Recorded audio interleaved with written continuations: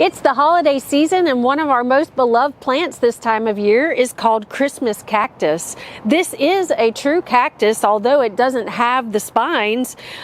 It is actually native to Brazil, where it grows as what we botanically call it an epiphyte. So that means that it grows up in the trees, very similar to Spanish moss or ball moss that you may see in the trees.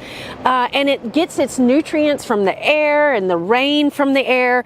And these are actually short day plants, so they're perfect for this time of year where we have longer, cooler nights. And that is actually what stimulates these plants to bloom at that time. Now, these are very tropical. They are not hardy to our cold temperatures, but they are excellent for bringing indoors. And again, because they're succulents, they're very easy to propagate. You can actually just break off a piece of these leaves or a segment of these, lay them in, stick them in soil, and they'll actually root very easily. But these come in so many different and beautiful colors, and we just love them this time of year. Now, keep these indoors, and come summertime, you can actually move them outdoors, but we're going to keep them in indirect light, again, because they're a tropical plant that's used to being in kind of that dappled sun.